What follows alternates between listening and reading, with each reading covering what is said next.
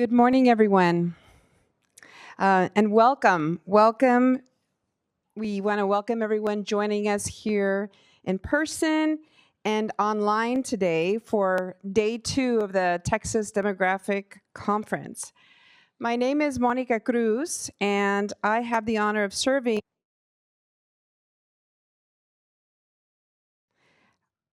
at the Texas Demographic Center.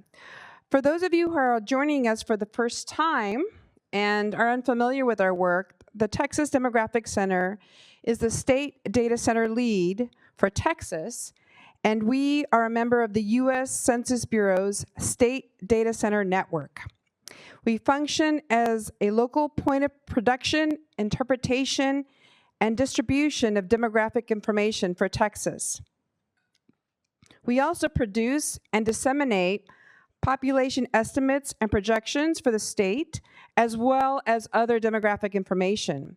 Special emphasis is placed on data that may be useful to policymakers at the local, county, and regional levels regarding the demand for state services and other resources. We have an impressive line of speakers today, and we're so glad that you're here. We're kicking off our conference today, of course, with Dr. Lloyd Potter, who serves as our state demographer. So let me share a little bit about Dr. Potter. Dr. Potter was appointed state demographer on June 4th of 2010. He holds a PhD in demography and sociology from the University of Texas at Austin, a Master of Public Health degree from Emory University, a Master of Science in Education from the University of Houston at Clear Lake, and a Bachelor of Science from Texas A&M University. He is a professor in the Department of Demography at the University of Texas at San Antonio, where he also serves as the director of the Institute for Demographic and Socioeconomic Research. His current work focuses upon understanding and communicating demographic processes in Texas. And Dr. Potter travels all around the state. He's a popular speaker and goes around everywhere sharing the highlights and trends happening in our very fast-growing state. He also trains doctoral-level applied demographers in the areas of public policy and health-related topics. We're really pleased to have everyone here today. As I said, our theme for this year's conference is bridging gaps and building bridges. And I think from what we saw yesterday, many of those of you attending here are making wonderful connections and networks with one another to learn about where to get good resources and information. And that's part of why we bring people together. And we felt it's very important with our speakers today to be addressing issues to really address those gaps that are occurring and how we can continue to build bridges to facilitate the necessary resources for a strong and thriving Texas. So without further ado, I'll turn it over to Dr. Potter. Okay. Thanks, Monica. And thank you all for coming. And I just wanted to take a second to emphasize how pleased I am to be working with Monica and our other staff. So maybe all the TDC staff, could you either stand up or raise your hand so people could kind of see who you are? And there's, of course, people out there. Yep, there's Larry out there. But we just have a great group that works very effectively together, is, I think, highly responsive to data requests and informational requests. And we are here to serve you. I mean, our goal is to make sure that you have the demographic data that you need, that you understand how to use it, and that you can apply it in ways that are useful to you in terms of accomplishing your goals in terms of your organization or research that you're doing and so on. Okay, so I'm gonna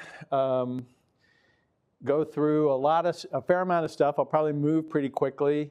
I think if I'm going through it and all of a sudden I think we'll have some time at the end for questions, but certainly if you're raise your hand if you're while I'm talking about something, feel free to raise your hand. If I see you, we can kind of stop and kind of I'm not necessarily going to just move all the way through. Of course, I will if nobody raises their hand. But okay, so first thing, and you probably have seen this kind of the similar slide to this floating around on our boards here. But the most recent data that we have for population estimates for Texas, you can see that my little red square didn't quite fit where I wanted it to, but that we're over 30.5 million Texans. We're growing more than any other state, so we've added more population than any state, and that's been happening for a while, so that's not a new thing, and I'll talk a little bit more about that here shortly. But we're also growing fast. So we grew at a rate of 1.6% between 22 and 23, and that's faster than all but two other states. And so we're growing fast, we're growing a lot. You can see the other states that are large and aren't growing quite as significantly. And that has a lot of implications for us in Texas.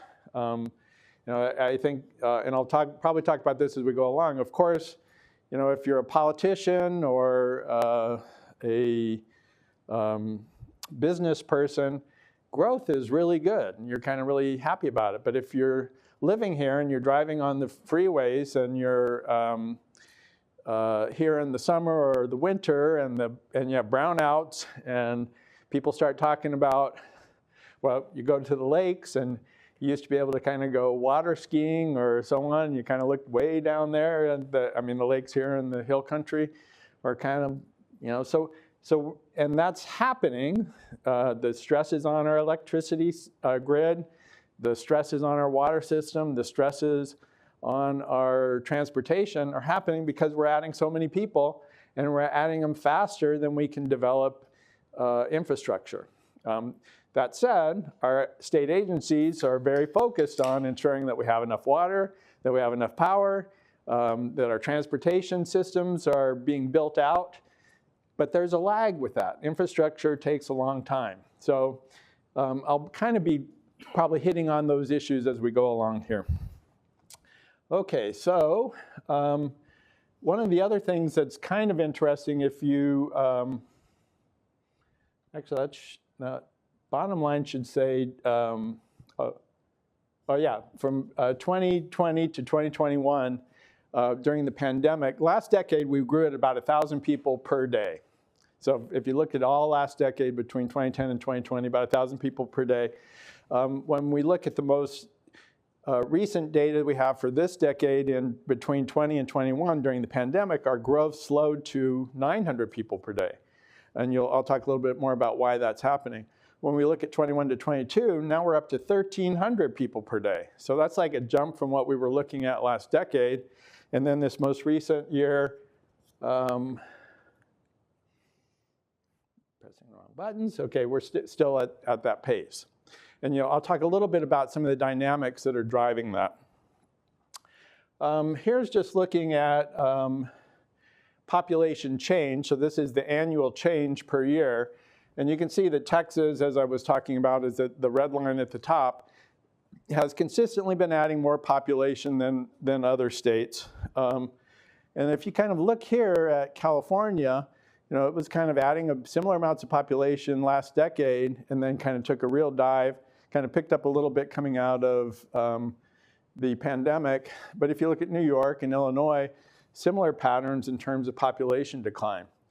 And a lot of that, which I'll talk a little bit about, has to do with people moving out of those states. They also are experiencing not as rapid growth from natural increase, births minus deaths. And then here's looking at the percent of the total US population and looking at that over time. And you can see that California's percentage of the total US population is starting to decline. And Texas is pretty steadily increasing. Florida is also fairly steadily increasing. But all these other large states, their proportion of the total population in the US is declining. And that's a fairly significant thing. The other thing is, this is percentages, but if you start looking at what that means in terms of numbers, you begin to realize that Texas has more and more people that need more and more resources, that need more and more infrastructure. So I'll keep hitting on that point because I think it's an important one for us.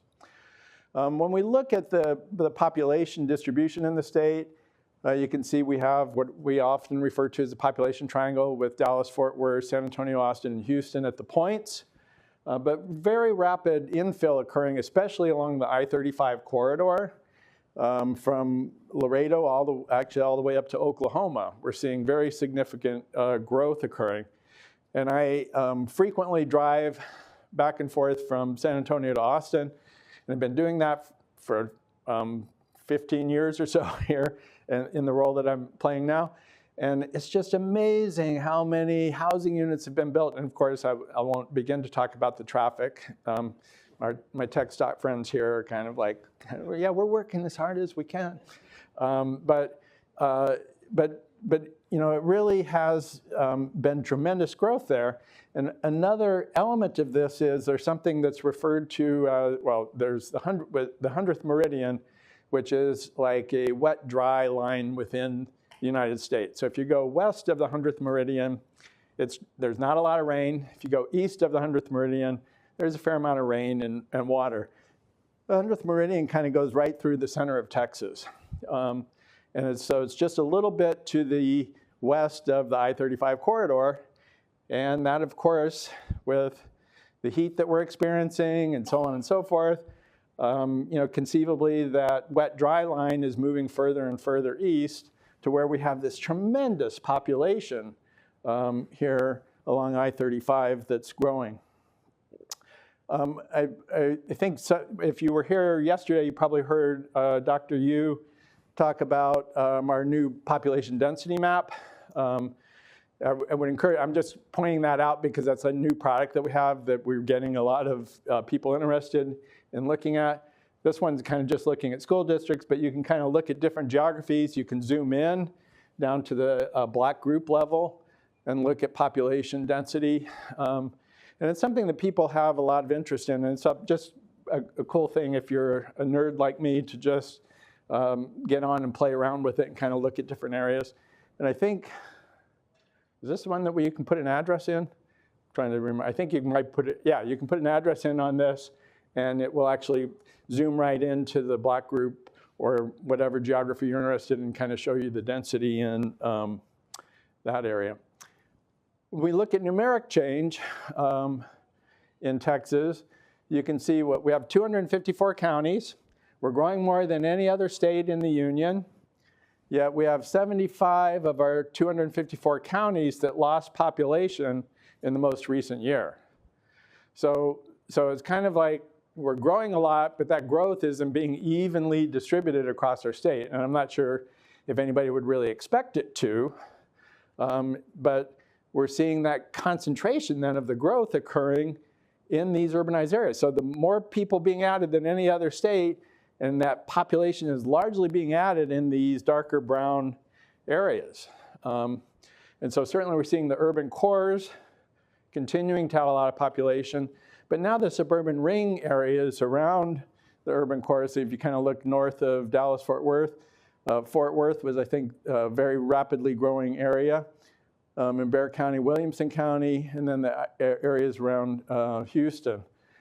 Just very significant growth occurring in those areas. And also the lower Rio Grande Valley. And if you look out west, you can see the urbanized areas are growing fairly significantly, but that's being fed by largely people that are in the rural areas around there that are leaving the rural areas and moving into the more urbanized areas. And so that's part of what's feeding this population decline in much of the rural parts of the state. We did put together this indicator looking at population change in the most recent year. We have estimates for looking at what the major driver was of the population change in each county. And so you can see all those that are dark blue, their population change was being driven by largely domestic migration, but net in-migration. And then you see some counties in lower Rio Grande Valley and more rural counties that their growth is being driven by natural increase, or the population change is being driven by natural increase. But then you also see all of those light pinkish counties, they have natural decrease, more deaths than births. And what's happening there, again, is a lot of the young people are moving out, moving into more urbanized areas, and once they're there, they're not back home having babies. And so the net result of that is young people move away, there's an aging population in rural Texas, higher mortality rates, no babies being born, end up having more deaths than births in those counties. And then, of course, we have a lot of rural counties that are losing population, or the driver isn't natural decrease at this point, but they're losing population for more people moving out than moving in. When we look at the counties in terms of numeric growth, I think, so this is the most recent year we have for counties and their components of population change.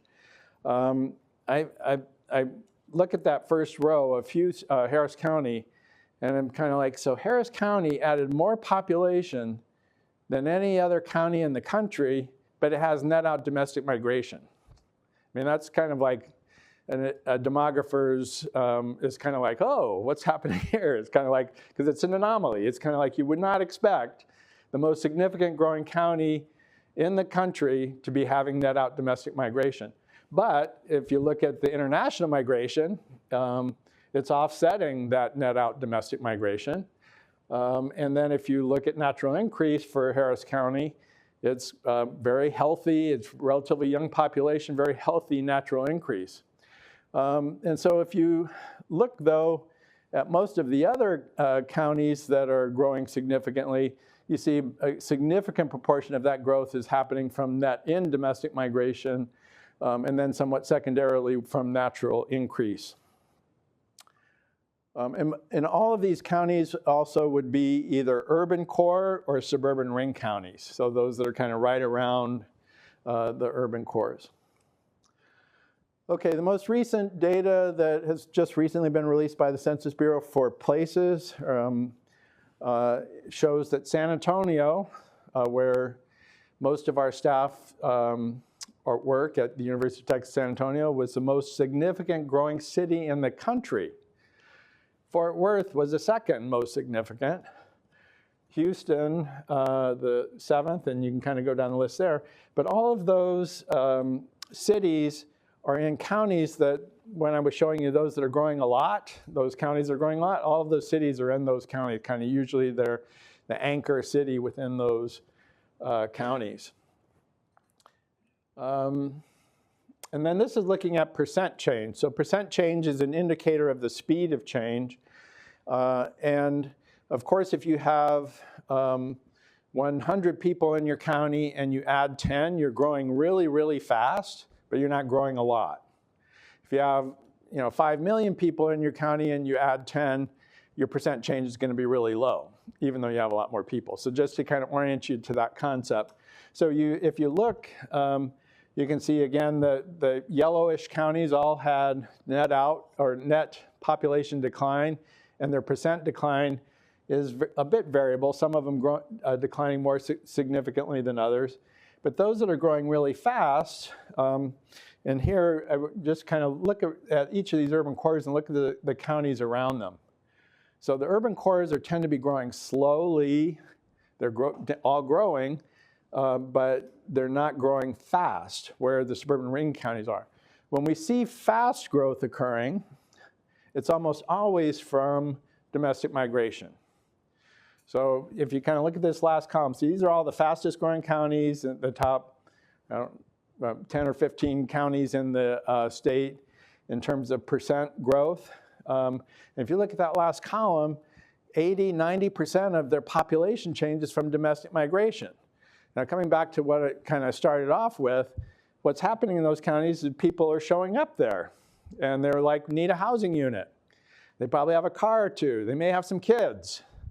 So they're going to bring their cars, and they're going to put them on the road. And then really, you kind of look at all these apartment complexes and housing units being built.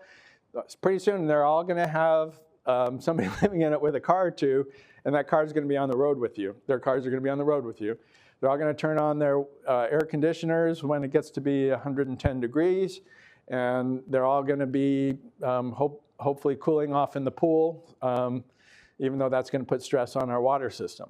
So that these counties that are growing really fast are also, you drive through them, that's where you see a lot of TxDOT activity happening, where there's a lot of roads being built. That's where you see a lot of homes being built. And so there's just kind of like a lot of infrastructure issues happening in these counties that are growing really fast because they're growing from domestic migration. Okay. Oh. And then here are the fastest growing cities in the state, limiting the cities to those that have 20,000 or more, because again, if you had a city of 100 and added 10, so we kind of took out, just made larger cities as part of this. And so if you look at this, I always want to say Salina, but that's not pronounced Salina. Salina, yes, that's right. So I knew somebody in here would know. But at least I knew I was wrong. So anyway, and that's up north of Dallas in Collin County, just growing very dramatically. I mean, 26% growth in 1 year. If you think about that, it's not a really big city, but still it's very significant growth. And then all these other very rapidly growing cities are largely, if you think about that previous slide I showed you in percent change by county, they're in those counties that were really dark. So essentially these are kind of the hubs of the growth that's occurring within those counties, very rapid growth. And almost all of the growth that we're seeing in these cities is from domestic migration.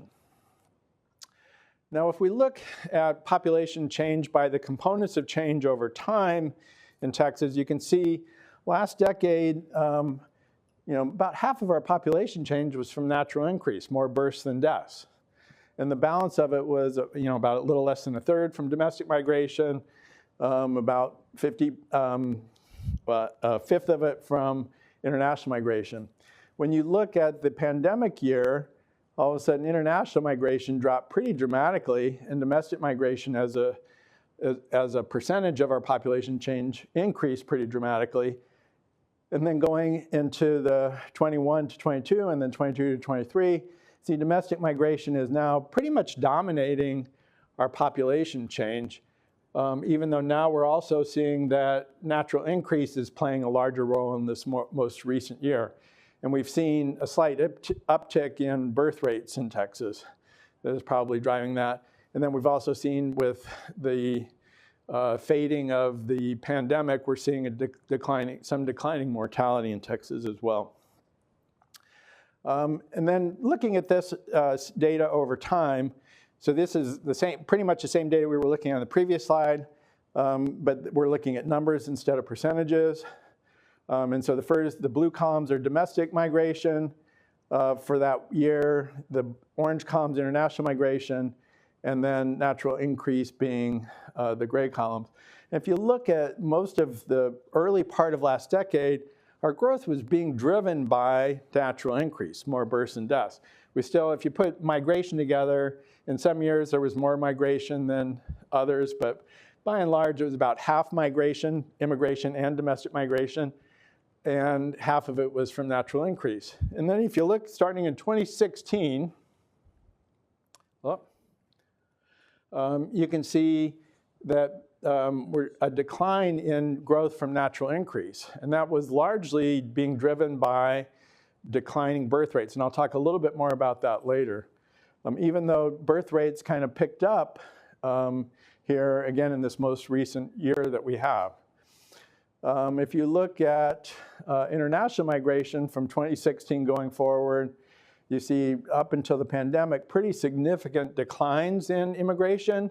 And then all of a sudden, coming out of the pandemic, pretty dramatic increase in terms of the component of change that's attributable to international migration.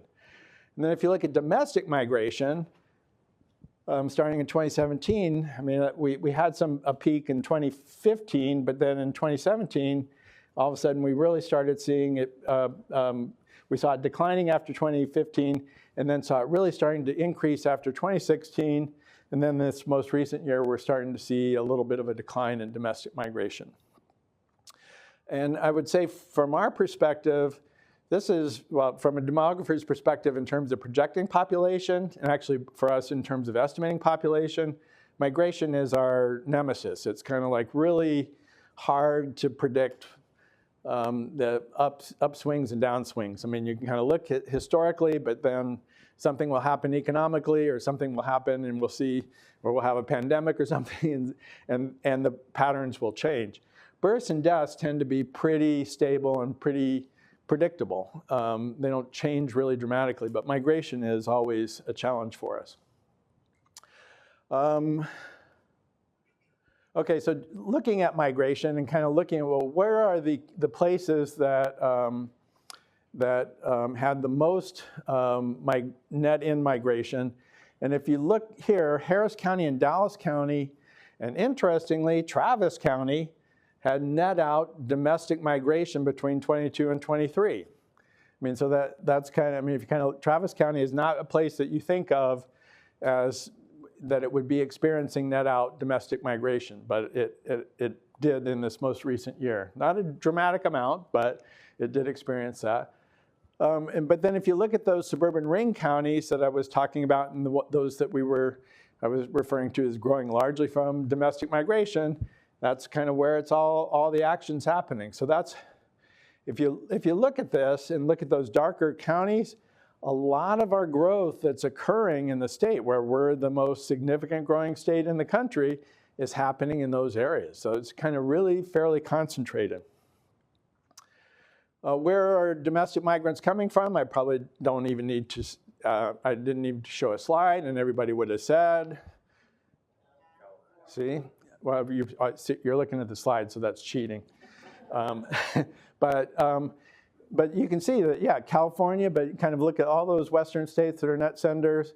We still haven't figured out what's going on with Rhode Island, why so many Texans might be going to Rhode Island. We're assuming that perhaps that has something to do with sampling error. I'm not sure what's going on there. But interesting, like,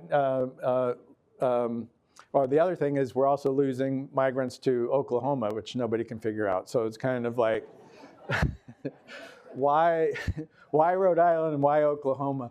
But that said, Louisiana has consistently been a net big sender. If it has been historically, and actually, if you look way back, Louisiana, some of the original settlers in Texas moved from Louisiana. But with Hurricane Katrina, we had a really large movement of migrants that came into Texas, and they've stayed here. And then, of course, they have family and friends that are living in Louisiana, and they're like, hey, come on. I mean, with the whole networking issue in terms of population change, net migration is a very significant thing. When you start a flow and there's people that know people from their country or place of origin, they facilitate that migration flow, and that kind of continues. And so that certainly is what we're seeing, I think, with what's happening in Louisiana. So when we look at domestic migrants and compare them to Texans, so the American Community Survey asks a question about where you lived last year. And if you lived in a different state last year and living in Texas this year, you're one of the red columns. And if you lived in Texas last year, you're in the blue column. And so if you look there, you can see that, that for lower levels of educational attainment, migrants into Texas are less likely to have lower levels of educational attainment and more likely to have higher levels of educational attainment. So essentially, we're importing skilled labor into Texas. So the people that are coming here from other states tend to have higher levels of educational attainment. That can be seen as a good thing economically. Other states are paying for the educational attainment of the human capital that people are getting, and then they're coming to Texas and delivering to our economy. But then the other side of that is, wait, I want my kid to have that level of educational attainment, and I want my kid to get the jobs that those people are getting, and I'm living in Texas. So So is this issue in terms of, that we're importing skilled labor, and the question of, well, why aren't we creating the skilled labor here in Texas? And so we're going to be hearing about higher education here a little bit after me, so we're kind of hear a little bit about some of the progress, and we've been making good progress in Texas, but we have ways to go yet, I think. And this is just kind of a summary slide, kind of comparing, making the same comparison that we were just looking at a number of different characteristics. You can see that domestic or migrants tend to be a little bit older. Of course, if they just moved here within the last year, they're more likely to rent. They're more likely to be foreign-born. They're more likely to have higher income, more likely to have higher educational attainment, more likely to be minority, but their occupations are also more likely to be higher skilled, higher paid occupations. Okay, so when we look at international migration, and again, if you look at Harris County, remember it had net out domestic migration, most significant growing county in the country. It's very significant international migration there. Dallas County also experienced significant net out domestic migration, also experienced international migration that's offsetting the domestic migration, out migration, but not as much as what Harris County is experiencing. Harris County is like a very significant magnet, I would say, in terms of international migrants, in terms of the state. But then if you look at those other counties kind of around it, Fort Bend, certainly, and then if you look at Dallas, kind of Collin, Denton, and Tarrant County. Okay, so I think, I thought I had another slide in there, but I guess I didn't get it in there. So one of the things, I'll just talk a little bit about this for a sec. One of the things that we've seen in Texas is a shift in the countries and regions of origin of immigrants into Texas. Historically, it was completely dominated by immigrants from Mexico. Pretty consistent. If you were a foreign-born person living in Texas, you were probably from Mexico. Now that has shifted pretty dramatically to Asian countries. We're seeing many more Asian immigrants who are coming into Texas from China, India are two of the biggest sending countries, but a number of other Asian countries as well. And that's kind of a fairly big shift. And when we look at where the Asian immigrants tend to be landing, of course, you might guess Houston, but also Fort Bend, North Travis County, and Montgomery, Williamson County. And then if you go up to the Dallas-Fort Worth area, Collin County and northwestern Dallas County. Very significant concentration of Asian population growing there. And again, keeping in mind what I was talking about earlier in terms of networks and migration, once you have people that move here from another country, and they have spouses, kids, parents, siblings, they can sponsor them, and that kind of facilitates these flows. So once a flow gets started, it kind of continues and potentially grows if it continues to be reinforced. Okay, and then natural change. You can see a fairly significant number of our counties had natural decrease last year, or more than half of them had more deaths than births. And that's a fairly significant thing for us. Okay, so one of the things that I talked about a little bit earlier is the declining birth rates. This is showing you the total fertility rate in Texas and other states in the United States from 2008 to 2018. And you can see in 2011 is the first year that Texas total fertility rate, which can be seen as an indicator of population growth from natural increase. So if on average a woman has 2.1 children or more, but if women on average have 2.1 children, the population won't change if there's no migration. The population will be stable. If it's more than 2.1, then the population will grow from natural increase. So it'll be more births than deaths. If it's below 2.1, then the population will eventually start declining.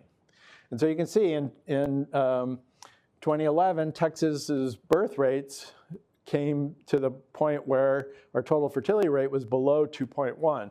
The United States has been below that for some time.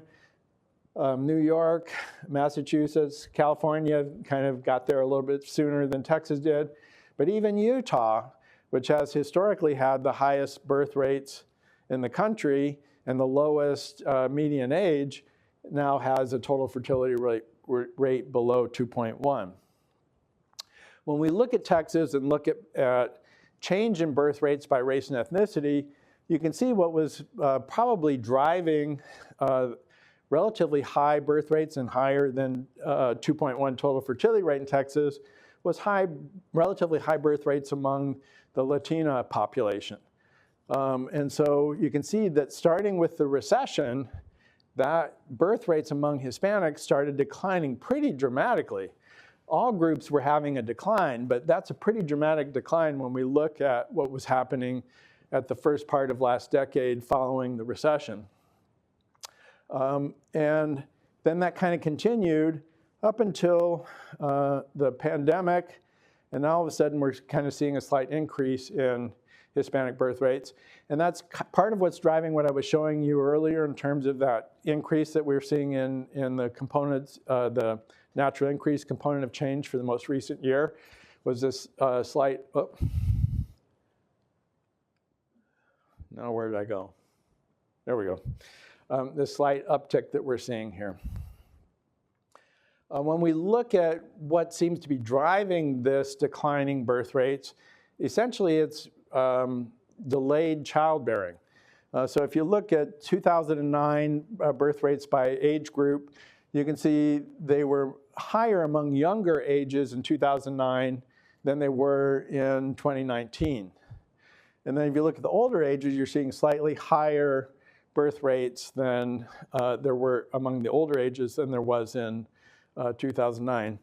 And so essentially that's kind of what's driving this declining birth rate, is that we're seeing delayed childbearing, which in many ways is probably a good thing because it implies that more women are finishing education, more women are entering the labor force.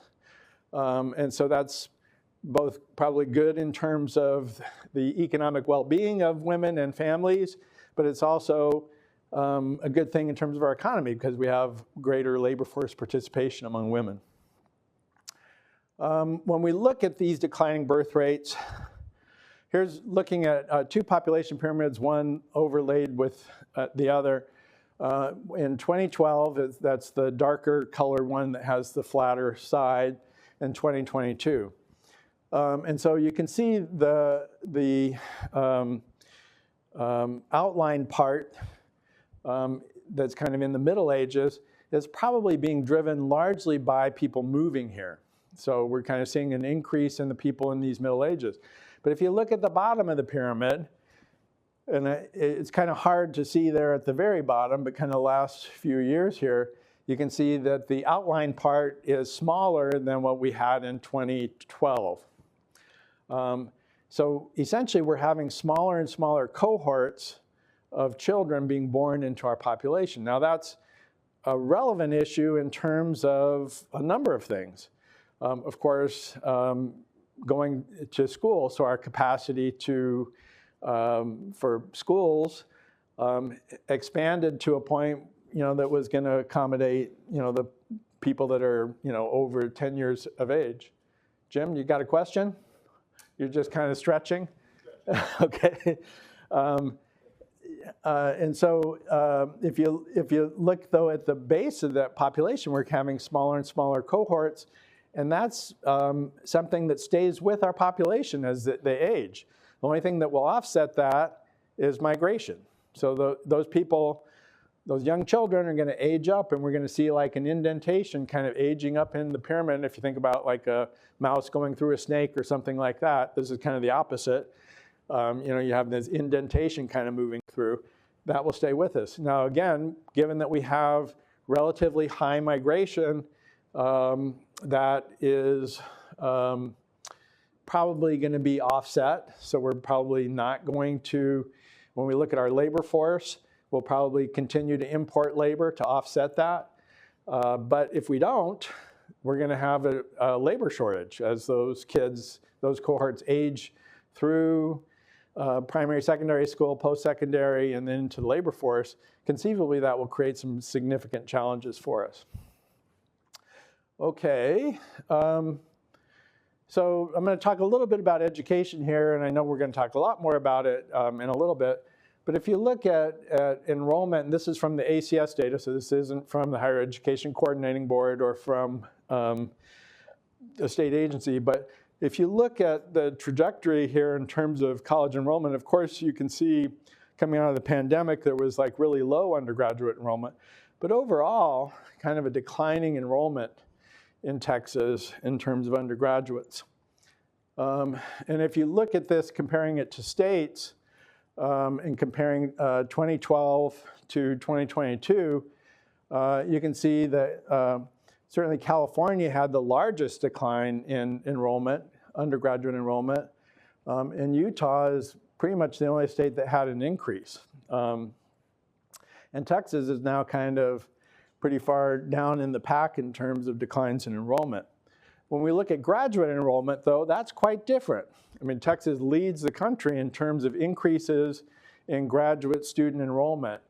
So, you know, here we're kind of seeing a decline in undergraduate enrollment, which can be associated with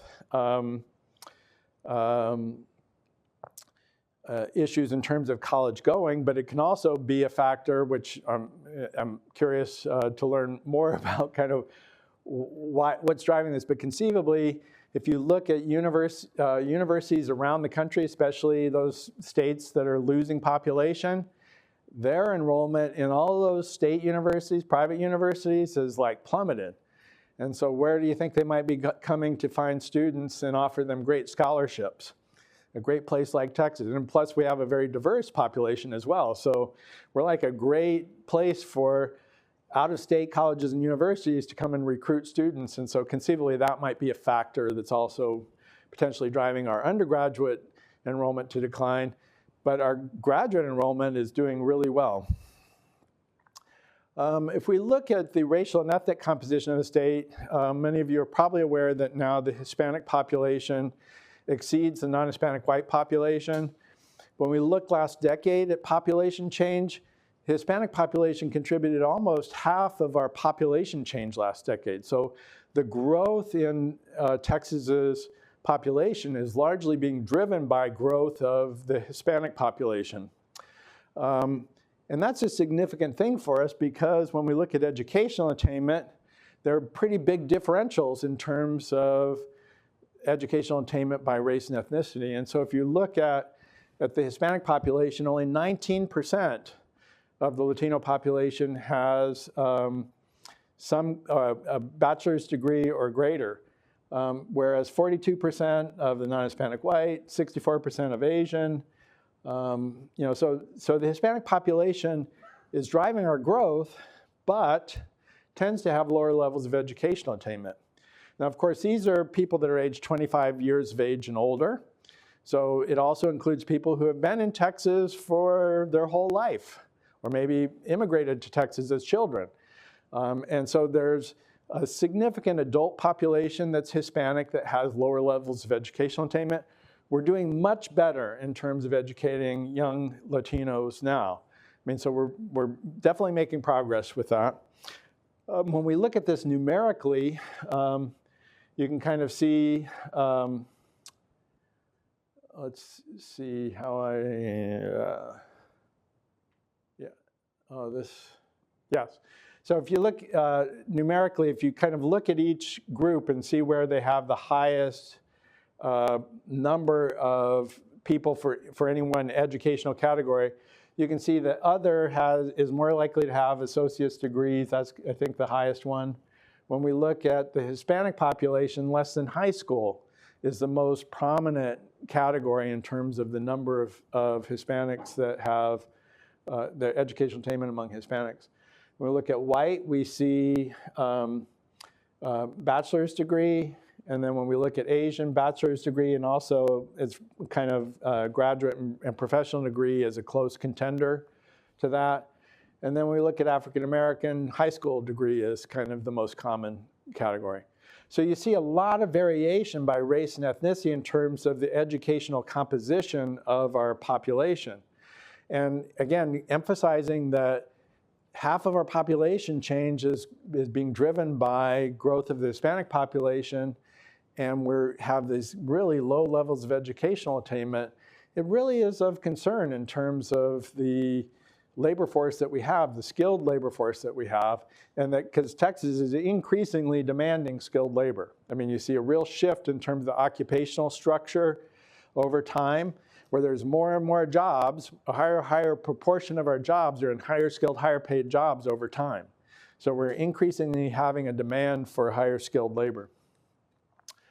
Let's see. Oh, so this is just looking at change between 2007 and 2019 in the proportion of the population, adult population that have a bachelor's degree or higher. And you can see, you know, when I first did this, I thought, well, the Hispanic population isn't growing quite as much in terms of bachelor's degree. But when you look at percent change, you can see that the Hispanic population's rate of change in terms of bachelor's degree or higher is pretty high compared to these other groups. All groups are seeing increases in terms of higher levels of educational attainment, which is, again, is consistent with the demands of our labor force and the efforts of the education system in Texas. Okay, so now, how am I doing in time? Okay. Here's looking at a couple of projections that we've produced. And you can see the 2018 projection that we produced before the last census is the gray line there. And you can see that we had projected to 2050 that we'd have 47 million. And then post-census, we did another set of projections.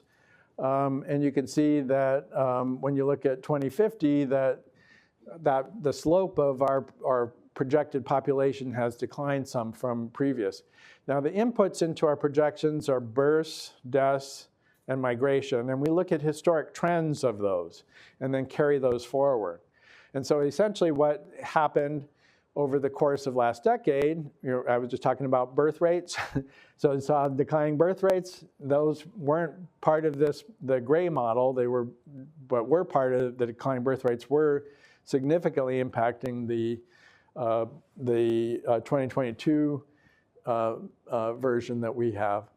And so I sometimes present this to policymakers, and they seem to be concerned about the fact that we're not growing as significantly or as fast, or we're not projected to grow as significantly or as fast as we projected previously. And like, what's wrong? And I'm kind of like, that's not really a problem. We're still growing. And growing slower and growing in a managed and planned way, I think is to be encouraged.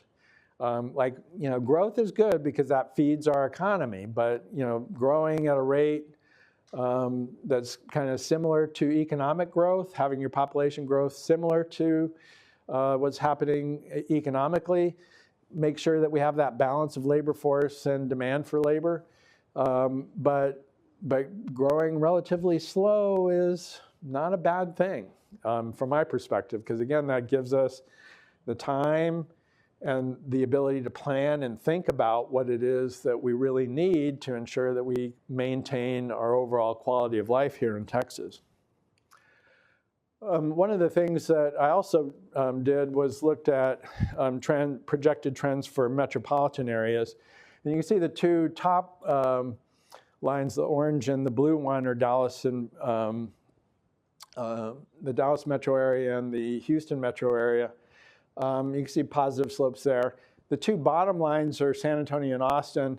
And one of the more frequent questions we get is, when are San Antonio and Austin going to kind of merge together to make a similar thing to Dallas-Fort Worth? Since I'm from San Antonio, we're going to call it the San Antonio-Austin metro area. Sorry to those of you that are here in Austin, But when you put those together, you can see that it's approaching what's happening in the metro areas of Dallas-Fort Worth and the Houston metro area. Okay, when we look at geographically, this kind of looks like one of the first slides I showed you in terms of the current distribution of the population. This is our projected distribution of the population. Looks fairly similar, more concentration occurring in the more urbanized areas of the population triangle along the I-35 corridor. But if you look out west, certainly if trends continue in the Permian Basin area, we're seeing significant growth occurring there, and you'll see here in a second very fast growth. So if we kind of look at percent change, projected percent change, again, look at the ring, almost a concentric ring around the urban cores, where rapid growth is projected to be occurring around in the suburban areas around the urban core. But look at the El Paso, the Permian Basin, and then the urbanized areas in the Panhandle as well are projected to grow relatively significantly and fast. When we look at this in terms of age structure, actually I had the opportunity to I presented this to some higher education people, and they all of a sudden were like, whew. Because if you look here, the red lines are our projected population, and if you look at the projected population that's college-going age, there are more people in that group than there were in 2020 projected, and so when I was talking about declining enrollment and talking about the decreasing birth rates, there was a lot of concern in higher education about what's going to happen actually in primary and secondary education as well. So numerically it looks pretty good, but you can also see that this age structure is getting such that we have a smaller proportion of our population in the younger ages, and a larger proportion in the middle ages. And then this is kind of looking at percent of the total population. And you can see as a percent of the total population, a smaller proportion in 2060 in these younger ages. Okay, so I think that's all I got. Of course, I'm sure everybody has this URL memorized and you have it bookmarked on your browser. And we've got all kinds of interactive maps. If you haven't started following us on social media, it's great. We're generating a lot of stuff thanks to our awesome staff in terms of content. And so feel free to follow us. Feel free to share stuff that we have. We really appreciate that. It certainly facilitates people accessing the data and information that we have. I think that's it. Okay, do I have any time for? I have time for maybe a couple of questions. Yeah, go ahead. Sorry. Let me give you the mic really quick. Hold on really quick. I'm going to give you the mic. So on those enrollment figures that you gave for Texas, those were living in Texas and enrolled in a Texas higher ed. Is that correct? Taking an online class at. Okay.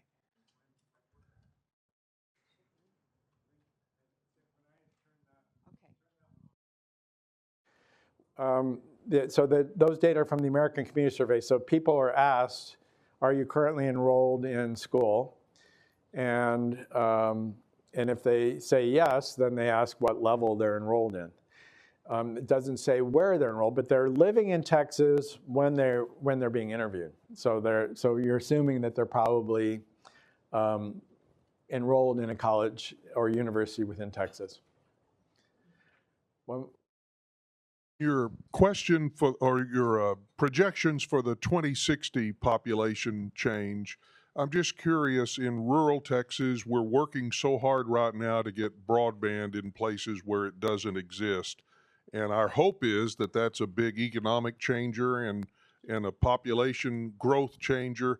I'm curious if there's at the moment, if there's anything in those 40-year projections that would try to model that, or if you have any thoughts about how we might, with something like broadband allowing for home-based businesses, entrepreneurs, remote working capabilities, how that might impact those 40-year projections for rural Texas. we don't incorporate that into the, because again, in our projections, it's really the inputs are the components of change.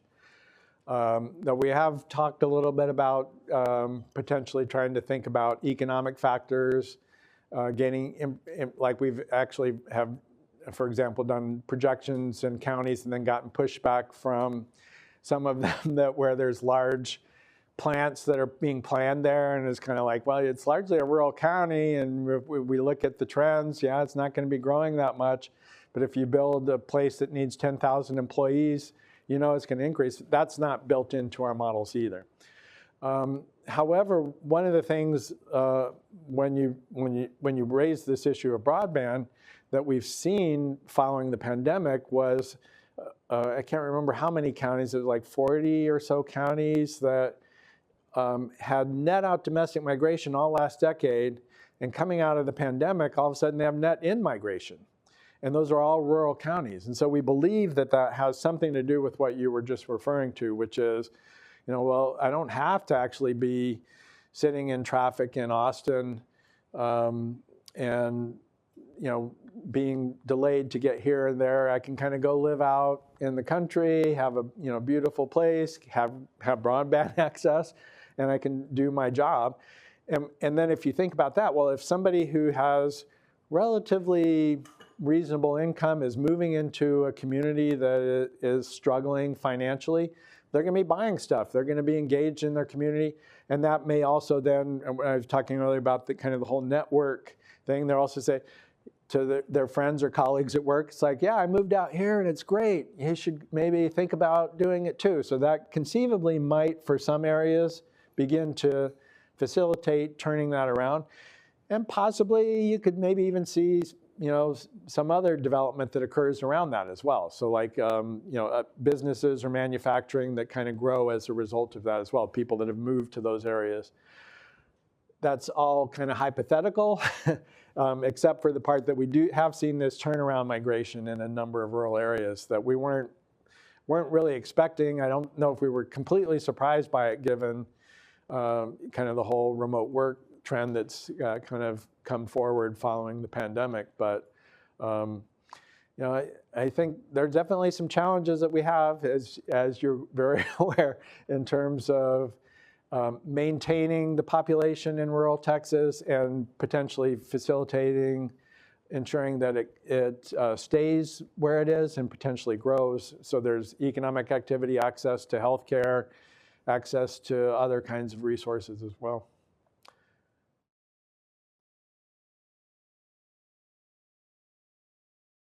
Time for additional questions, because we want to.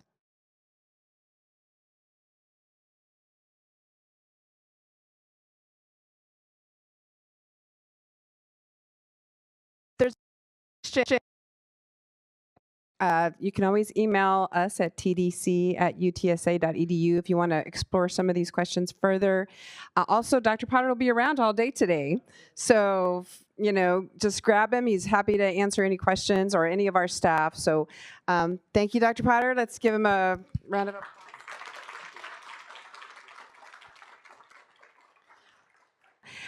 And we're going to go ahead and transition to our next speaker. And I'm going to have my colleague, Associate Director for the Texas Demographic Center, Dr. Helen Yu, who will introduce our next speaker. Thank you, Monica. Good morning, everyone. My name's Helen Yu. It's my honor to introduce our next keynote speaker, Dr. David Troutman. Dr. David Troutman serves as the Deputy Commissioner of the Texas Higher Education Coordinating Board, THECB, leading divisions for academic and health affairs, college and career advising, student success, digital learning, and data management and research. That's a lot of work. With nearly 20 years dedicated to Texas higher education, Dr. Troutman has a strategic plan and governor's tri-agency workforce initiative. I believe that's what he's going to talk about today and focus on. Nationally recognized, Dr. Troutman has made significant contributions to higher education policy and data analysis. His collaborative initiatives, especially the founding of the Post-Secondary Employment Outcomes Coalition, unite over 30 states in evaluating the economic impact of post-secondary education.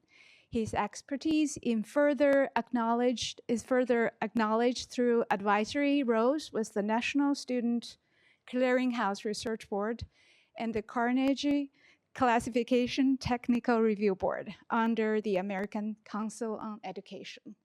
So a very exceptional, outstanding resume here. But before I hand this over to you, I want to share my personal experience with Dr. Troutman. So I had the honor to be on a panel that Dr. Troutman was monitoring last year at the Higher Education Conference. So as usual, I prepared my slides and a whole bunch of them, usually more than I need, and sent it to him. It was like, I was on a deadline. It was like, I'll let him take a look. All he can say is, it looks good, cut it short. We need to shorten it. Several days later, I got his response back with this beautiful slide deck. Every typo is corrected, everything lined up, and all the key points covered. This nice looking slides. So I have always been putting my slides together. I've never had anybody helping me doing that. But now Dr. Troutman was helping me doing that. So ever since then, I'm a big fan. I'm a fan ever since then. So thank you very much. So please join me to welcome Dr. Troutman.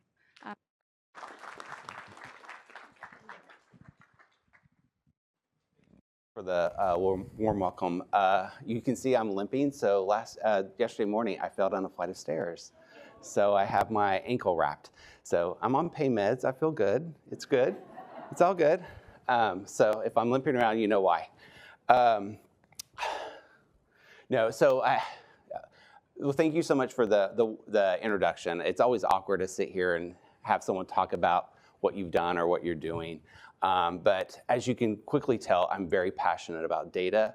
I'm very passionate about making sure that we create a structure in higher education in the state of Texas so that we can change lives. Full stop. I've seen that. You've probably experienced that. And we know right now we're in crisis mode in higher education. I don't want to have the sky is falling approach, but flip a quarter, and that's the likelihood of whether or not a student's even going to try to attempt to go to higher education after high school. And then another number that always sticks with me currently, and I'm with my family here, so I'm excited because data are just my life. The PowerPoint situation, that's why I love data, because I control it. And to tell that story. So another number that sticks with me is almost 4 million. So almost 4 million Texans have some college but no credential. We see hundreds of thousands of students that leave higher education experience with no diploma, no credential, no certification, but we also see them with thousands of student debt. Also, we know with the rising costs of rent, food, just basic needs, we have to do better.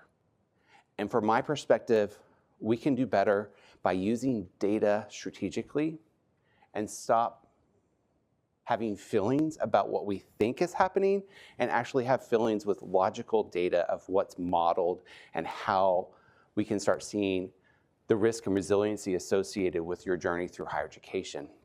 So speaking of slides, I changed my slides last night because I kept on modifying it, right? We're going to talk about the Texas Talent Trajectory. It's a tool that our team had built, and some of our team members are here. It's very exciting. But I also want to talk about concepts that I use in my daily life in the Higher Education Coordinating Board to try to change lives of students. So it's the power of, that's how I've entitled the presentation. And I think so I'll go through a list of just concepts that I just value and I connect with so we can translate these data. I was recruited by the Commissioner Keller, to come in and infuse data in everything we do at our agency. That's why I'm there. That's why I accepted the job. Because we can change our experience with Apply Texas, with understanding student success initiatives, with understanding the digital experience and having open education resources. Why do we still pay for textbooks? Let's use technology to our advantage. And then really understanding what types of credentials are going to be a credential of value. And so that's my North Star. Are students who going through this experience, are they going to receive a credential of value? And we'll talk about that definition as well. So the first one I want to talk about is the power of your personal journey. I want us to make sure that we don't underestimate our personal journey and what we can bring to the table based off of that personal journey. So with any type of presentation, I want you to get to know who I am. So when we think about the individual experiences, one person can help reshape your life. And I have an experience about that, and I'll talk about that in just a second. But with my personal experience, I was a first-generation low-income student. I was encouraged by my family right after high school graduation, go get you a good job. Why do you want to go to college again? Well, I don't want to, and my family was like, I don't want to fill out the FAFSA. I don't want the government to know what we're doing. I'm like, they already know, calm down. And so my personal experience was at a community college, a financial aid advisor called my mom and said, this is what has to happen for him to go to college. Let me walk you through the FAFSA. And back then it was paper-based. I'm dating myself, lots of questions. And so that advisor changed my life. I was only able to go to college with student loans and with grants. That's the only way, right? And so that's why I am so passionate about where I'm at right now, because I want to be that change agent. I want to create an experience for students so that they can feel like they see themselves as college students and see themselves in the workforce making good money. I used to talk about social mobility. Now I talk about, is it a livable wage? Can they pay their rent? Can they provide food for their family? And so really going through my journey in higher education, going from the underbelly of the registrar data, where I started my career at UT Austin, to working with the UT system and the 13 campuses, engaging with them about how they could use data effectively, and then now to the coordinating board, where I have the opportunity to work with some amazing staff that are devoted and are driven to make positive change in Texas. So I really want us to think about personal journeys and experiences that happen in middle school, high school, working while enrolled, students who are parents, changing your careers, upskilling, reskilling. The list goes on and on and on. And how can we use data to tell those stories? And so I also like to start with this graphic as well. This is from an illustrator from Australia. It's the emotional journey of creating anything great. So you start your journey and say, oh my God, this is the best idea ever. I'm so excited about where this could go. And then you start thinking, okay, this looks a lot tougher than I thought. And then you go, oh God, that's gonna be a lot of work. Like, what did I get myself into?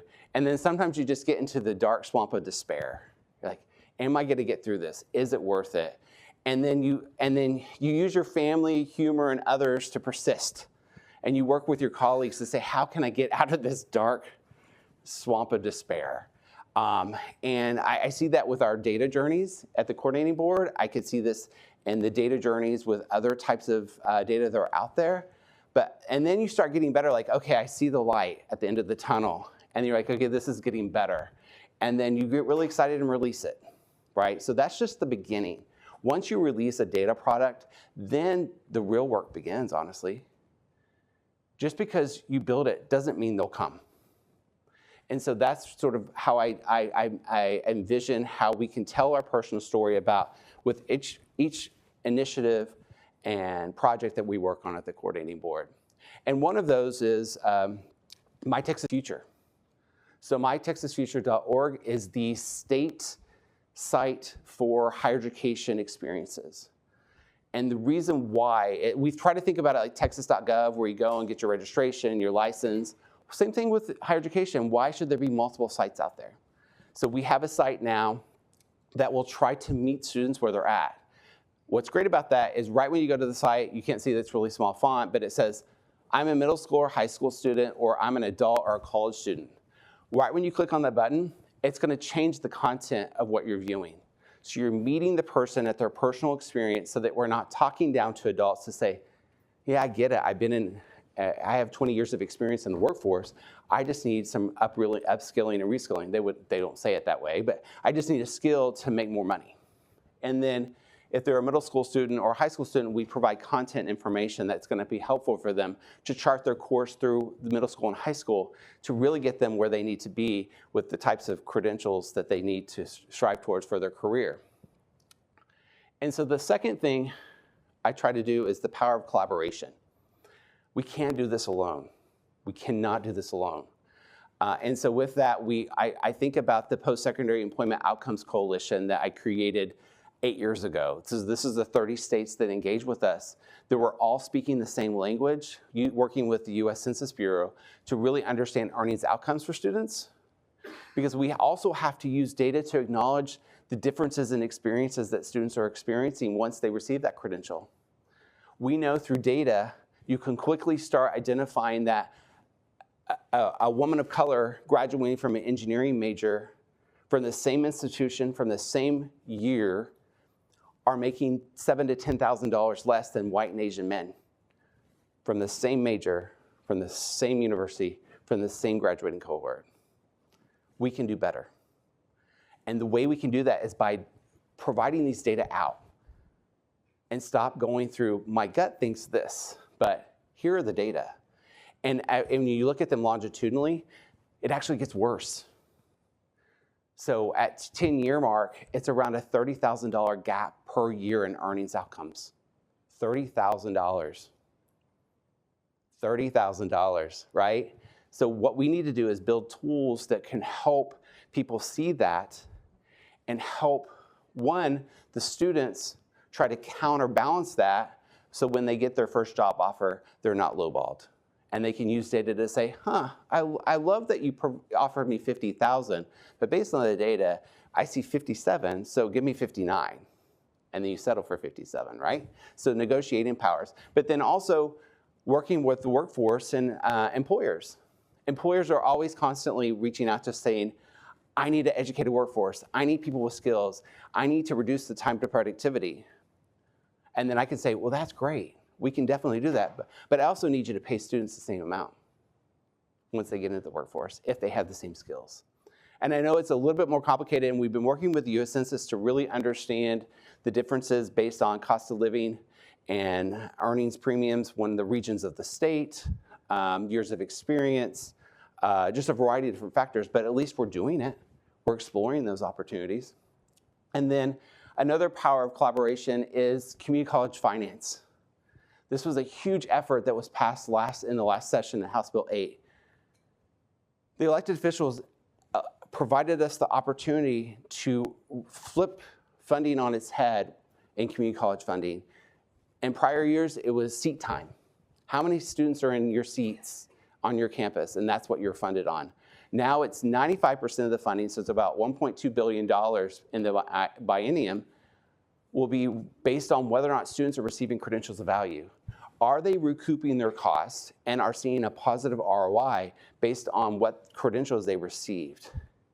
And it's been a daunting, scary, it's been that journey. Sometimes we were in the swamps of despair, but now we see that light at the end of the tunnel. But it's just the beginning, because now we can start identifying data and information and activities that are happening on the community colleges that are changing the lives of students. So it's really exciting to see that. And then also we're really using a standard methodology that we can all stand on to say, how much do students invest in that educational experience? And how much student loans do they have? What is their first, fifth, 10-year earnings outcomes? And I want to say kudos to my staff at the coordinating board. It's been a lot of work. but it's worth it at the end of the day if we can see that it's changing the culture of higher education in the community college world to make sure that students see that ROI associated with that. But I think the question I get weekly now is, well, can I just get the list of credentials of value? It's more complicated than that, and that's why it's exciting. It's a dynamic list. That list will vary based on the region of the state you're in. It's going to be based on the types of skills that you're learning or student learning outcomes that you're learning through the program of study. It's going to vary based on the demographics. And so that's why we can shine a light on that so we can truly understand a credential of value for one student for the same major might not be a credential of value for a different student for the same major. So this is just, I know I'm with math and data people, and this is sort of our calculations of really understanding, using these data longitudinally to follow a student over time to see how much tuition and fees that they had to pay, net any associated with grant scholarships or waivers, because that's something we have to talk about is cost of attendance versus student investment. Because there's a lot of misnomers out there. I'm jumping ahead, but there's a slide that talks about NCES conducted a study and asked parents and high school students, how much do you think college tuition is? And they asked that in Florida, California, and Texas. In Texas, when you look at the analysis and go deeper, parents were off by $10,000 per year. They thought it was $10,000 higher. Students were off by $14,000 a year, and they thought it was higher. So we have to understand the dynamics of financial aid and the complexities associated with that, so to see how much they're actually paying. And then we've one-upped it, so I'm never satisfied. I have a voracious appetite when it comes to data and methodology. Now we've also created something called the Credential Value Premium.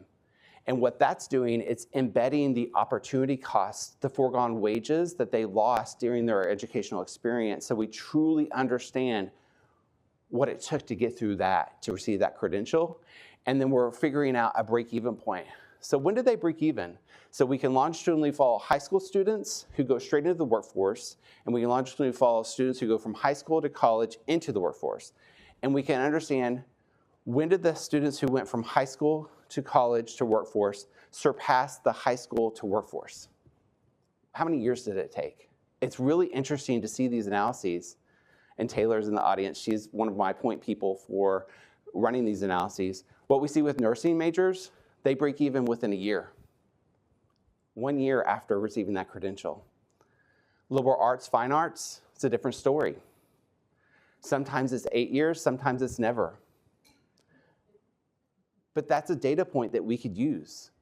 So when I was at the University of Texas system, we used these data to understand psychology and sociology majors and determining whether or not, what year are they breaking even and they're receiving that credential value. What we did, we past tense, they're still doing it. They worked with Coursera and Grow with Google to embed skills, micro-credentials into those areas of study, because those are two popular majors. We want people to follow their passion, but we also want to make sure that they have skills that they could leverage to get a higher salary once they receive that degree. And so those are the types of information we can use to change the landscape of Texas to make sure that we're providing skills. So for example, I won't mention the university, but there's an English department at a university in Texas that offers English, right?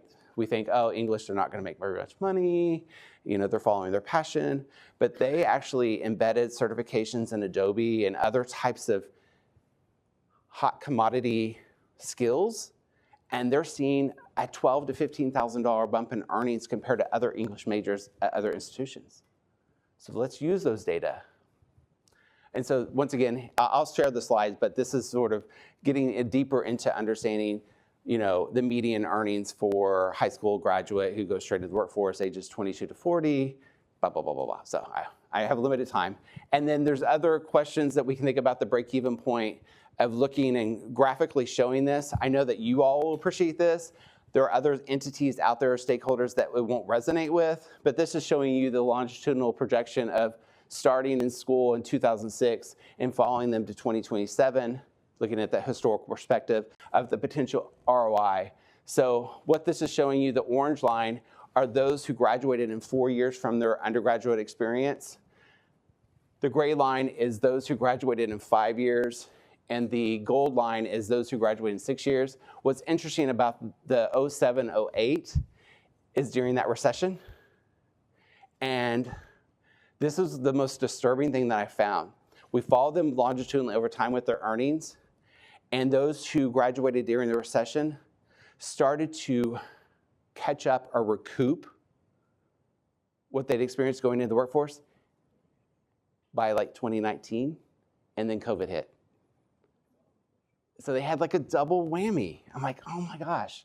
So it's just showing that depiction of understanding the accumulative wealth or earnings over time to show that, yes, if you finish high school, yes, you are going to make $500,000 over the span of 25 years. But if you finish a graduate, or if you finish an undergraduate degree in 4 years, it can be $1.2 million over 25 years. So huge difference.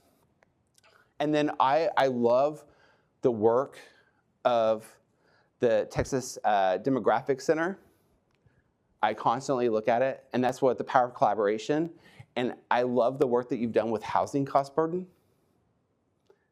I get concerned with students who live off campus that have to live with 2 roommates to even have a roof over their head. And so that we're constantly looking at that because of the exponential growth in Texas and the population growth. It's creating all these pressure points. How can you even afford rent when rent is averaging at $1,800 in Austin? So now we're saying, oh, well, hold off on getting a full-time job. We want you to go to college. So we want to be authentic and really show what's happening. Okay. Other things that we do with the data is we have something called Texas OnCourse, where we have a network of educators across the state. There are over 18,000 high school and college career advisors that we have an academy for, that we provide the most updated data for those individuals. It's really exciting to see that we have that many engagements with those individuals that have the touch point. Because if you ask the student, if you say the word coordinating board, they'll look at you like you're crazy. They don't know what it is. And I accept that. That's okay. I can be behind the scenes. But what we can do is we can say high school counselor. They understand that term. They understand college advisor. So let's engage with those people that have that connection with those students at very early ages. So the next is the power of data. I know that I don't have to sell that for you all, but it's just really making sure that we use information. I saw a stat the other day that by 2025, so next year, there's going to be an estimated 175 to 200 zettabytes of data. So 1 zettabyte is 1 trillion gigabytes. That's how much the globe is going to collect. And so really, to place that in context, the amount of data that's in the Library of Congress, it would take 1.75 billion libraries of Congress to consume those data. 1.7, just think about that for a second, how much data that is, and how much we can leverage those data to help students and help our Texas residents. And so with that, I wanted to talk about the Texas Talent Trajectory. So this is our 8th grade cohort that we've always produced over the years. Typically, we always produce it in an Excel spreadsheet. You can download it, and it's great. It's great information for you all, because you're like, yes, give me more data. I can create a graphic. I can do some modeling. I can project out. But for others, they're just like, oh, there's a lot of data. It just looks like a mess. And so what we try to do is work with our team to create a dashboard that would be insightful to understand the pathway or journey that students are going through. I'm not going to trust the internet, so we're just going to look at some snippets. But what we can do is we can start looking at the 8th grade pathway of what's happening to students once they're in the 8th grade, so middle school, and following them longitudinally to understand how many students are earning a credential in Texas. In an ideal world, this would be a perfect square, right? Not an inverted pyramid. And this pyramid varies based on the middle school or high school you're looking at. And that's where I get excited to think about how we can triage and understand the inequitable resources that students are experiencing based on the types of high schools and middle schools they're attending. And so we're taking those Excel tables and we're creating Sankey diagrams. Some people get confused with Sankey diagrams, but we're going to figure out a way to more effectively communicate what these data look like. But for this is one student, this is statewide for a cohort, and following them longitudinally over time, and to see whether or not, at the end of the day, did they receive a bachelor's degree, a certificate, or a certification, or an associate's. I mean, doesn't look very good, does it? I mean, look how small these cell sizes are compared to what we started with. And once again, this is the average, or this is the Texas. This is the entire census of high school graduates who attended a public middle school or high school. Am I correct? Did I say that right? Christina Zavala is here. She puts me in check. She's like, no, don't do, that's not right. And so we really need to understand what's happening to our students, and then also adding filters for race, ethnicity, filters for gender, filters for economic status. The way we define economic status is, did the student receive a free or reduced lunch waiver in high school? We're having some experiences, challenges for the Department of Education about how we can use FAFSA data. And I know FAFSA is sort of a dirty word right now. It's because of the experience that students had this most recent year. But we have to figure out how to understand the driving rates of income and what's happening to our students. So we have a test case. So we released a pilot, and you're gonna have to cut me off whenever that timing's up. I wanna make sure. Okay. We have a pilot where we provided the Texas Leadership Scholars. We got funding from the state to identify low-income, high-achieving students. And we work with the campuses to say, okay, if you admit these students based on the application process, and you're gonna commit to a tuition waiver for 4 years for that student. And the state is also going to provide a $10,000 scholarship per year for 4 years. So it covers that cost. So we started with 250 students. We're in our third cohort now. We're up to 300 students per year. I know that's not a lot in the grand scheme of things, but it's showing you what's happening. So the exciting thing about this, with the first cohort, the retention rate for first year to second year was 96%. For a low-income student, that should be around 60%. The other thing that we've embedded into this program is we offer opportunities for study abroad. So we had 15 women who were undergraduate first years go to Costa Rica and talk about women leadership in the environment. Think about a low-income student that probably has never left the state of Texas. Now they're going to Costa Rica and having this great experience in the summer. That's an experience that possibly could change their lives forever. So that's why I get geeked out about this, because we can use data to create policy and practice that could change the lives of students. And then it gets a lot more complicated, right? So we could start looking at, and this is a mock-up of potential opportunity to think about, did they receive a credential value? All the different ins and outs. So T3 is just the beginning of our experience of telling the student experience. For those who start and those who complete, we will have additional T3 plus dashboards that look at, when you're on campus, how many times did you change your major? How many Ds, Fs, and withdrawals did you receive during a given semester? How can we understand the navigation of what's happening? And so this is a strategy I developed. Once we produce a dashboard, we actually think that people know how to use dashboards.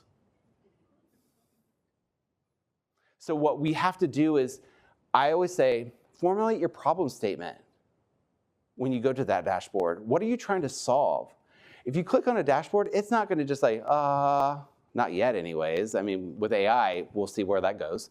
But right now, you have to formulate that problem. You have to go deep into the data.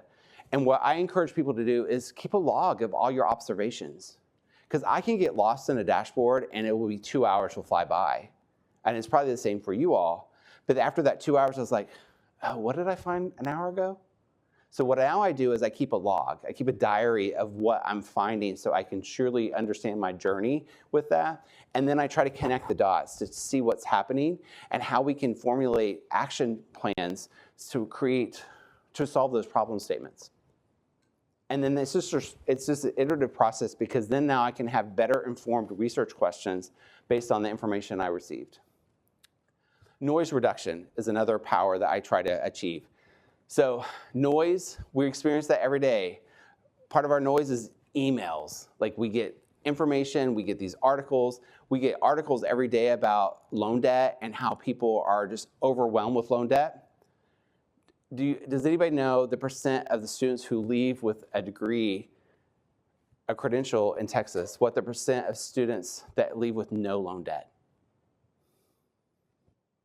My team can't answer. 50%. But you read the articles, it would say, oh, everybody has loan debt. No, 50% of our students do not have loan debt. So we need to start telling that story and cutting through the noise and creating these mythbusters that exist out there. Because what will happen is a parent of a student will see that article and say, oh, I don't want my child to go through that experience. I don't want them to have all this loan debt. And so we just have to really figure that out. Power of intentionality.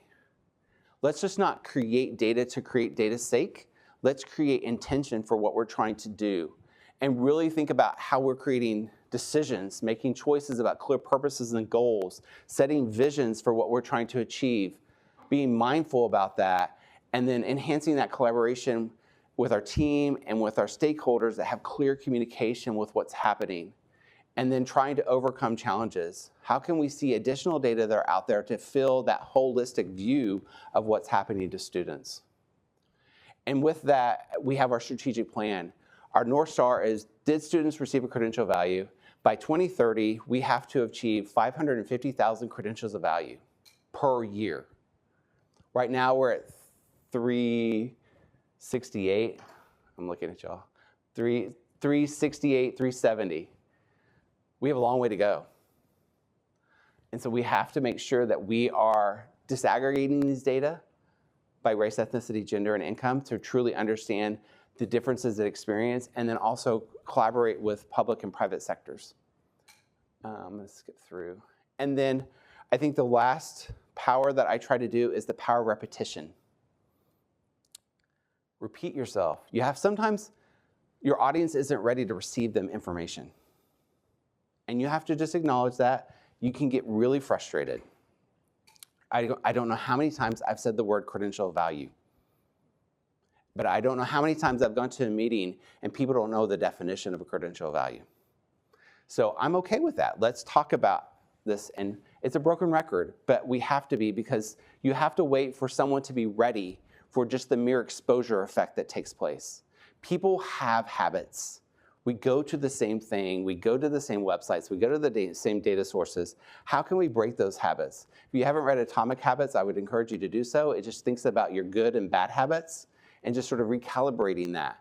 I think about athletes. They're constantly doing the same skills over and over again. Same thing with us. When we develop dashboards, let's try to enhance our skills so that we can be more agile with communicating with stakeholders.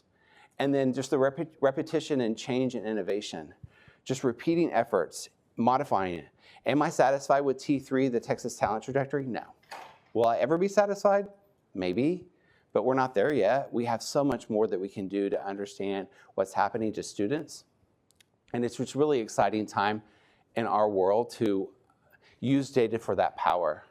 So I always argue, if we're able to use these, if I'm able to use these on a daily basis, it's really to be the reason why someone feels welcome, seen, heard, valued, and loved. Because at the end of the day, that's what people want. And so we can do that. So I'll open up to any questions.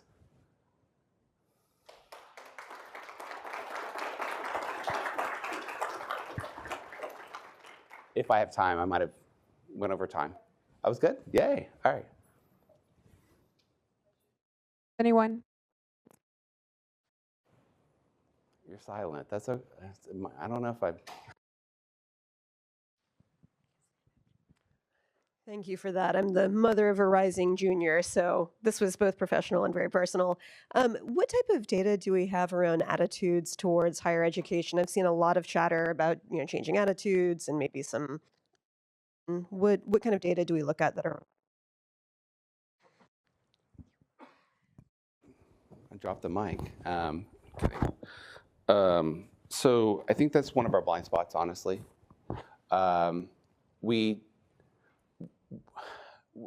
So I've been working with Strata Education Foundation and other Gallup and others to figure out how we can embed their surveys and information into our world. I have a story that will hit the mark. So Chancellor McCraven was the chancellor at UT System when I was there. An amazing man. I was showing him all the fantastic earnings outcomes. I was really excited about showing him this. And after 30 minutes, he goes, well, David, and he had a really deep voice. I'm not even going to try to replicate it. He goes, are they happy? And I go, I can't tell you that. I don't know. I'm like, I think if a petroleum engineer major is making $160,000 their first year out, they're probably a little happy. But I don't know when oil and gas might tank and they're unemployed. So I think that's something, you bring an excellent point, to understand the qualitative data that are out there to truly understand what's happening, because we have to acknowledge the bias that we have with administrative data. We have these systematic areas of where we're trying to collect data, and they have bias in them. And that's another thing that I think about with AI and machine learning. I'm all about machine learning. We have to recognize the limitations in our data when we allow that algorithm to process the data, because it could be biased. I didn't really answer your question, madam. We're trying to get there. Thank you. It was great, actually. It opened a lot of ears and eyes for me. Two things I'm trying to understand. One is, I know return on investment, you talk about return on investment with the degrees and everything.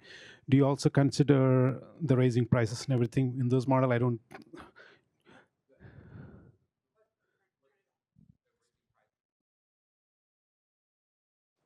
Yeah, so what we're trying to do with our credential value is take into account, think of like a net cost of attendance. So we're taking out any kind of tuition waivers, grants, scholarships they receive, and we're looking at that holistic of your rent, your food, miscellaneous. So we are trying to, but once again, those data are submitted by the institutions on the average estimated cost. So is it 100% accurate? No. Is it getting there? Hopefully. But yes, I'm concerned that we potentially are not accounting for the true cost. One thing that I didn't acknowledge that we have to acknowledge, cost of attendance does not include childcare. The average cost for childcare per year is more than tuition and fees for fall and spring combined. If we're going to ask individuals who have children to go back to higher education, we have to figure out a way to support them. It's just so expensive. I totally agree with you. I just finished a survey with the Head Start program. So every single parent, I think 75% of them said, like, we need somewhere to actually have childcare for our kid. That way we can go look for jobs. 75%. And then the next astounding fact was about cost of housing burden. Those two are the biggest one, because we keep track, like we've been tracking for almost like 15 years. So there's a big shift from unemployment and all that to like housing costs and like cost of burden. But this has nothing to do with that. But I just have a quick another thing to ask you. I know, like, we talk about low-income families and how we want to make a change and everything. Is there a place where they can look for any kind of new programs that are coming in to really help them get educated, or like a free education? So because now, the reason I say that is because my kid is in high school. So I see how the information is being trickled down. And the kids are so busy with the earpods, so they don't listen what the announcements that's happening in the school. And so I tell my daughter, like, you need to keep your ears open, like, if you really want to get something out of it. But the other fact is, like, even if the data is being, like, information is being disseminated downwards, the kids, when they go home, because their parents are not educated or something, so they don't understand what is really happening. And so I'm very happy like a lot of things are being happening. So is there a place somewhere where we can direct people to look for something there directly? Provides an opportunity for a variety of different data points for students to experience. There's a questionnaire about what you would like your career to be, 6 simple questions, and it has that navigation. And we also have a chatbot called Abby that can help answer any questions. We just hit a milestone. So Abby's been live for about 1.5 years. We surpassed 1 million student users. 60% of the questions asked in Abby are on financial aid. So it's fresh in everybody's mind.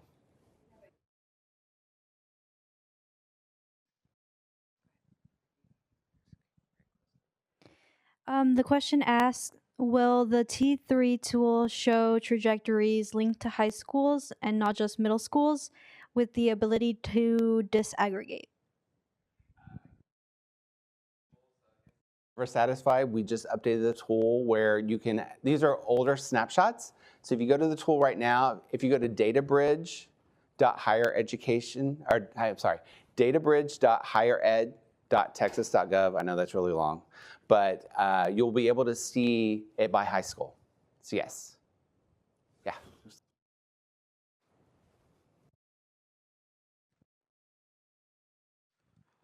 Have you all partnered with the Workforce Commission? Yes, so I didn't mention part of my job is to for the tri-agency. So we meet every other week with both TEA and the TWC to understand how we can work together. Also, part of my job is helping support our team feed into our state longitudinal data system, which both include all 3 agencies' data. So yes, so we're constantly, I'm working with Adam Leonard and others to really figure out how we can understand supply and demand. I think that's the biggest question right now. It's so complicated because, as you all know, the crosswalk of data doesn't translate very well. So I think about the SIP code, which is the Classification of Instructional Program. I think about the SOC code. I think about the NAICS code, like all these different codes. And sometimes there's not one-to-one relationships. So we truly have to understand, if some of them are like nursing is nursing, but then you have liberal arts, where do they go? Or even an accountant. They could go into a variety of different industries. They could either be the CPA or CFO, or they could be the front counter. We'd have to use income as a proxy. So that's something we wrestle with daily now, is to truly understand, why do we need so many kinesiology majors? Right? We produce thousands of them per year. Is there that much of a demand? No, it's because people are following their passion, but we as the higher education entity have to make sure that we're embedding skills that they can leverage in other industries if the kinesiology.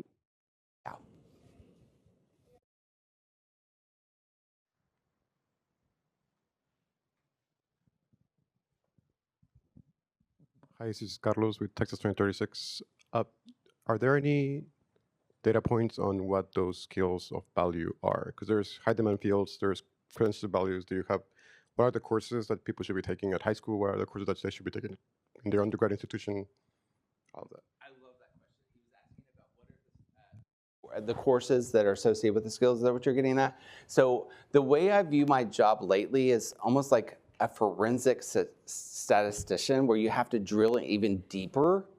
That's seriously, like, it's figuring out how to, because the challenge is employers are talking about skills, academics are talking about student learning outcomes. I know there's a Venn diagram of overlap. So we're trying to go deeper into the data to understand what courses did that person take to leverage them to a higher earnings outcome. So that's where we're at right now. We're really trying to go deeper into the data because we're privileged. I'm sitting on the Mount Everest of data. How do we allow and collaborate with all these other entities, organizations, researchers, to chip away at that mountain so that we can have better insights? So that's exactly where we're going with this. and eventually T3++ will be an opportunity to understand the courses that contribute to that credential value.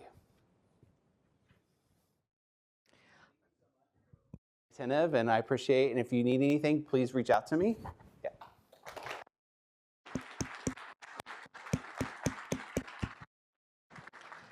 All right. Thank you, everyone. Those of you joining us online, this concludes our morning session. We have another online session, live stream session at 1:15. So please join us there. That will be on broadband. It will be, and for those of you, it'll be in this room. We have a little bit of a break before we transition into our 11 a.m. session. So thank you very much, and thank you again, Dr. Troutman, for joining us.